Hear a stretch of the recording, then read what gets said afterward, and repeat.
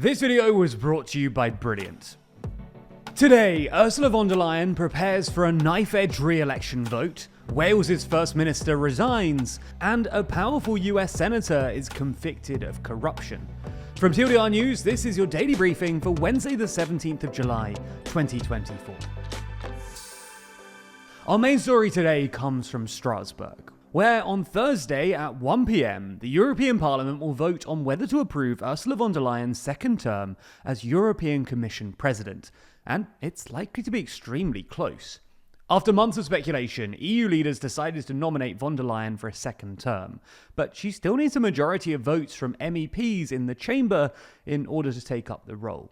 Now, the biggest obstacle to von der Leyen's success at this point is Italian Prime Minister Giorgia Meloni.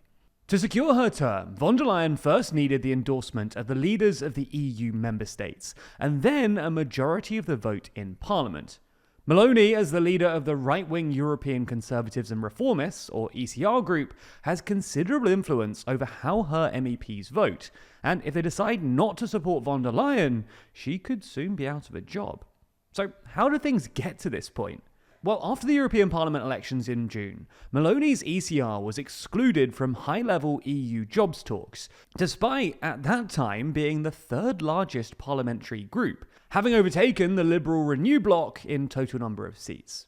So, feeling somewhat blindsided, Meloni then abstained from the EU leaders' vote on von der Leyen's candidature, while 25 of the 27 EU leaders agreed to it, and Hungary's Viktor Orban voted against.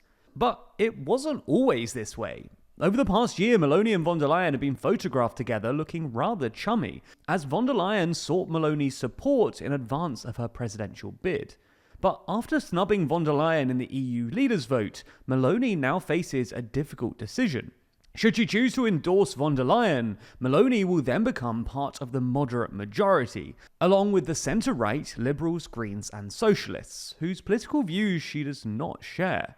On the other hand, if she asks her MEPs to abstain from the vote, she risks isolating her bloc and consigning it to the sidelines, where it can't have as much influence.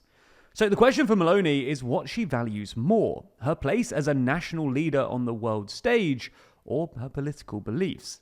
It's also a pertinent question for the EU. If von der Leyen falls short of the 361 votes she needs in the 720-seat parliament on Thursday, EU officials have made clear that there's no plan B, and it could throw EU politics back into chaos once again.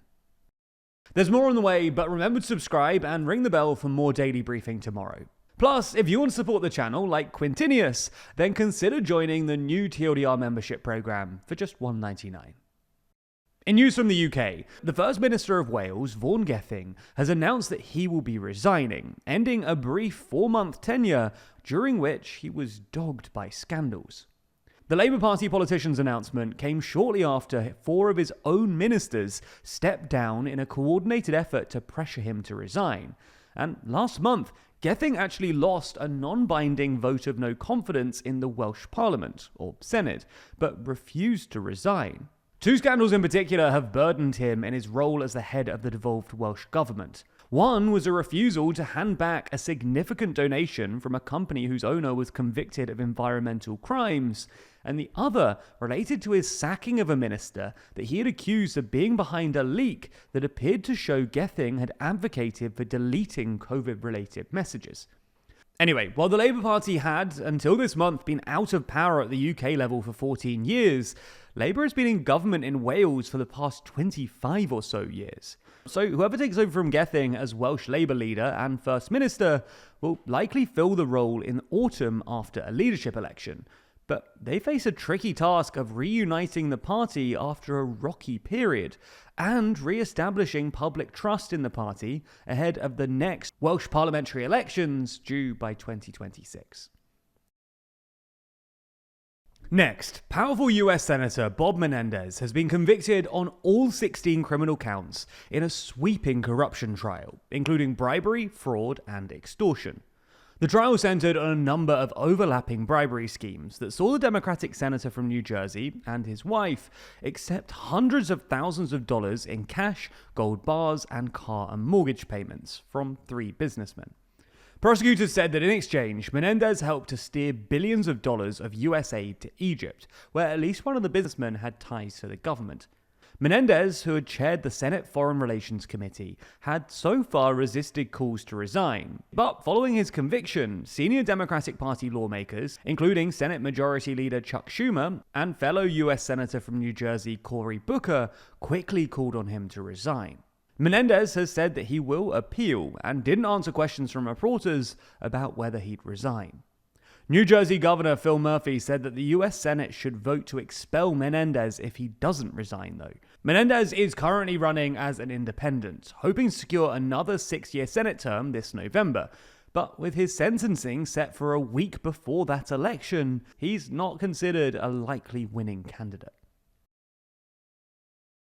Next up, Japan's Ministry of Defense has warned that a Ukraine-esque conflict could soon occur in East Asia, a clear reference to a potential invasion of Taiwan by China. The stark warning was made in the ministry's newly published defense white paper titled Defense of Japan 2024, which said that Japan is facing the most severe and complex security environment since the end of World War II. In the paper, Japan's defense minister Minoru Kihara pointed to 3 countries in particular. He wrote that China is rapidly building up military capabilities while intensifying its activities across the region. North Korea is advancing its nuclear and missile development, and Russia has been conducting intensive military activities in the Far East, and has also engaged in joint activities with China and cooperated militarily with North Korea. This document reaffirms Japan's commitments from its 5-year defense build-up program, adopted in 2022, which included a target that by 2027, Japan will be able to take primary responsibility for dealing with invasions against its nation. As part of this process, Japan's cabinet last year approved of its largest ever defense budget. While Japan's relationship with the United States is still a cornerstone of its defense policy, the Army Technology News site writes that the relationship with the US is increasingly spoken in terms of military partners, rather than acting as a client state to host the immense US military forces deployed in Japan. And finally, in some uplifting news, a record 546 loggerhead sea turtle nests have been counted on Florida's Anne Marina Island, smashing its 42-year record. This is a good sign for the species, which has been in decline due to things like pollution, human interference, and habitat destruction. The director of the island's Turtle Watch said that it's a testament to the conservation efforts of patrollers that protected nests 25 years ago for producing the hatchlings that are coming ashore as adults to nest in such high numbers this year. For context, loggerheads take between 25 to 35 years to mature, so the turtles nesting this year could have hatched on the same beach as far back as 1989. The record number of nests is only expected to grow this year as nesting season continues until early September. It's interesting that even as people ostensibly into politics, the TLDR team spends more and more time analysing data and economic information as it becomes increasingly critical. But as a bunch of people who are ordinarily more focused on words than numbers, we've really benefited from courses on brilliant.org in order to keep ourselves sharp. That's because Brilliant is the best way to learn maths and computer science in a fun and interactive way. From foundational and advanced maths to AI, data science, neural networks, decision making, and more, with new lessons added monthly. Even if you, like us, don't necessarily think of yourself as a traditionally STEM kind of person, these courses could prove incredibly useful for your life and career. In fact, Brilliant recently launched a ton of new content in data, all of which uses real-world data to train you to see trends and make better informed decisions. When it comes to our work, courses like these can help us to parse and visualize massive datasets and make them easier for both us and you to interpret. Plus, these new courses include real-life datasets from sources like Starbucks, X, and Spotify in order to bring the learning to life.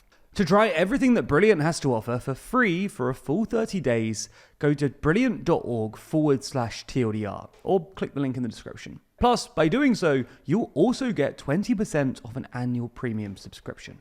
Thank you for watching, and thanks to Brilliant for sponsoring this video.